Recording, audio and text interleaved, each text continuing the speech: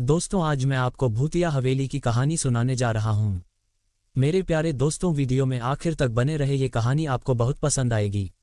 रूहानी ताकतें हमारे आसपास हमेशा मंडराती रहती हैं। उनकी एक अलग ही दुनिया होती है जो वास्तविकता में तो दिखाई नहीं देती, लेकिन कुछ घटनाओं से महसूस जरूर होने लगती है। ऐसी ही एक हवेली के भूत की है। दरअसल एक पुरानी हवेली है जिसमें कई साल पहले राजा महाराजा रहा करते थे, लेकिन अब वह वीरान पड़ी है क्योंकि उन राजाओं के वारिस देश से बाहर जा चुके हैं।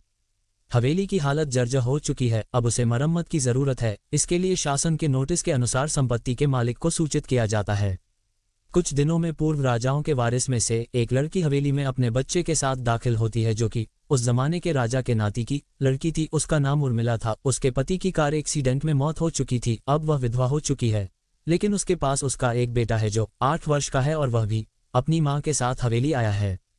हवेली बहुत विशाल थी, इसलिए उसकी साफ सफाई के लिए कई मजदूर बुलाया गए, जिन्हें चप्पे चप्पे की सफाई करने का ठेका दिया गया। किसी को नहीं पता कि हवेली के कोने कोने में कितने खूनी रहस्य छुपे हुए हैं। उर्मिला के आने के बाद हवेली की हवा रूहानी होने लगती है। ऐसा लग रहा था मानो कोई वर्षों से इंतजार कर रहा था इस हवेली के वारिस का।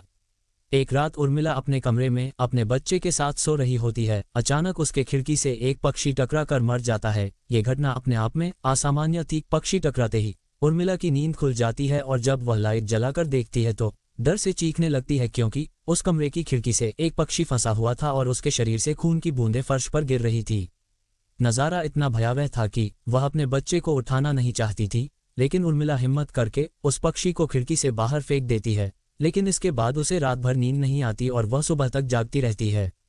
दरअसल वह जानना चाहती है कि ये किसी की शरारत तो नहीं। सुबह होते ही वह अपने यहाँ काम कर रहे मजदूरों से जाकर कहती है कि रात को मेरे कमरे की खिड़की पर कोई पक्षी आकर टकराया था और तुरंत मर गया। क्या तुम लोगों में से किसी ने ये हरकत की है? क्योंकि पक्षी खुद ब खुद तो खिड़की से नहीं टकरा सकता। मजदूर कहते हैं, नहीं, हमने तो खिड़की से नीचे किसी पक्षी को मरा हुआ नहीं देखा। हम तो अभी वहां से चले आ रहे हैं और जब सभी जाकर देखते हैं तो वहां वह पक्षी नहीं होता। उर्मिला घबराने लगती है कि यह क्या, यहाँ तो पक्षी होना चाहिए या कम से कम खून की कुछ बूंदें दिखनी चाहिए, लेकिन यहाँ पर पक्षी का एक पंख तक नहीं पड़ा हुआ। उर्मिला सभी मजदूरों को कहती है कि हवेली में बहुत सी कीमती चीजें और मूर्तियां हैं, संभाल के साफ सफाई करना। मजदूर अपने अपने काम में लग जाते हैं। उर्मिला अपने बच्चे के साथ कमरे में टीवी देख रही होती है कि अचानक हवेली की छत से एक मजदूर नीचे गिरता है। उर्मिला को अचानक लोगों की आवाज सुनाई देती है। वह भागकर खिड़की से नीचे देखती है तो एक मजदूर की लाश पड़ी होती है। उर्मिला कमरे से नीचे आती है और इसके गिरने का कारण पूछती है। लोगों के जवाब अलग अलग होते हैं। कोई कह रहा होता है कि इसने खुद आत्महत्या की है और कोई कह रहा था कि ये गलती से गिर गया है। सभी के दावे अलग थे, लेकिन उर्मिला को कुछ अनकही बातें सुनाई दे रही थी। उर्मिला के कान में अचानक एक आहट के साथ आवाज आती है, अपने बच्चे को बचा सकती है तो बचा ले। उर्मिला ये वाक्य सुनते ही अपने कमरे की तरफ भागने लगती है, क्योंकि कमरे में उसका बच्चा अकेला टीवी देख रहा होता है। जैसे ही उर्मिला कमरे में पहुंचती है तो उसका बेटा खिड़की से कूदने वाला ही होता है कि उर्मिला उसका पैर पकड़ लेती है और वह खिड़की से लटक जाता है। उर्मिला पूरी ताकत से उसे ऊपर खींचती है, लेकिन बच्चा फिर भी कूदने की जिद कर रहा होता है। उर्मिला किसी कदर अपने बच्चे को काबू में करती है और कमरे के बाहर आ जाती है और वह मजदूरों से पूछती है, बताओ क्या है इस हवेली में, क्योंकि ये बच्चा तो ऐसा नहीं कर सकता और अभी यह सब जो हो रहा है कुछ अलग ही चल रहा है।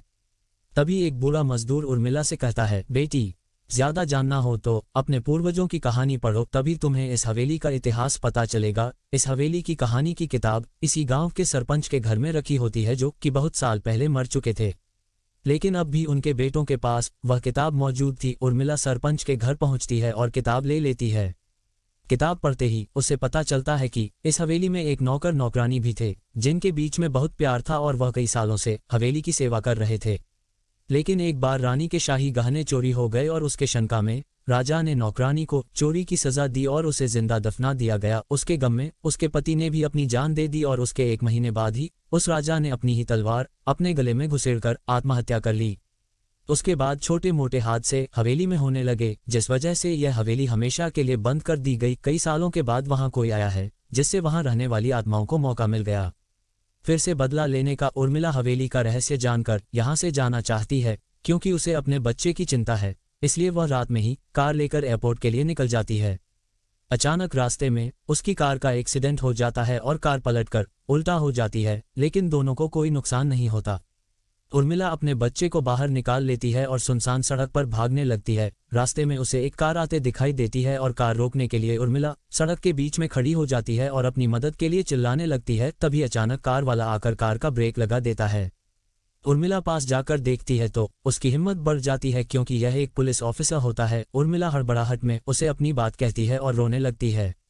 पुलिस ऑफिसर उन्हें अपनी गाड़ी में बैठने को कहते हैं और रोड में जाने लगते हैं। रास्ते में एक बूढ़ा सड़क पर जा रहा होता है और इनकी कार के सामने आते ही रोड पर गिर जाता है। पुलिस ऑफिसर गाड़ी से उतरकर उस व्यक्ति को देखते हैं। बूढ़ा व्यक्ति बेहोश हो चुका था। पुलिस ऑफिसर उसे गोद में उठाकर अपनी गाड़ी में पीछे बैठा देता है और अस्पताल के लिए चलने लगते हैं। अचानक उस बूढ़े व्यक्ति का हाथ पीछे से पुलिस ऑफिसर की गर्दन तक पहुंच जाता है। पुलिस ऑफिसर छटपटाने लगते हैं और अचानक गाड़ी का ब्रेक लगा देते हैं। गाड़ी की स्पीड कम होने की वजह से कार वहीं खड़ी हो जाती है और ऑफिसर अपनी गन निकालकर बूढ़े की तरफ निशाना लगाकर गोली चला देता है। बूढ़े की सर में गोली लगने से भी उसकी जान नहीं जाती है। महिला और पुलिस ऑफिसर दोनों समझ चुके थे कि यह कोई भूत है। भूत को देखते ही उर्मिला अपने बच्चों को लेकर बाहर निकल जाती है और इसी बीच पुलिस ऑफिसर भूत की पकड़ से अपने आप को छुड़ाने में कामयाब हो जाते हैं। पुलिस ऑफिसर के बाहर निकलते ही तीनों बाहर रोड से भागने लगते हैं और कुछ देर भागते हुए उन्हें सड़क के किनारे जगमगाती लाइट्स दिख रही होती है। पुलिस ऑफिसर उर्मिला से कहते हैं कि मैडम यह एयरपोर्ट है, जल्दी चलिए। उर्मिला अपने बच्चों को लेकर एयरपोर्ट के अंदर पहुंच जाती है। एयरपोर्ट पहुंचते ही उर्मिला की जान में जान आ जाती है क्योंकि पुलिस ऑफिसर की बहादुरी की वजह से उसके बच्चे की जान बच गई थी। लेकिन हवेली में भूतिया ताकतों का आधिपत्य अभी तक बना है और इसी के साथ खूंखार भूतिया कहानी खत्म हो जाती है। दोस्तों, अगर कहानी पसंद आई तो वीडियो को लाइक करें और शेयर करें। दोस्तों, अधिक दिलचस्प कहानियां सुनने के लिए चैनल को सब्सक्राइब करें। धन्यवाद।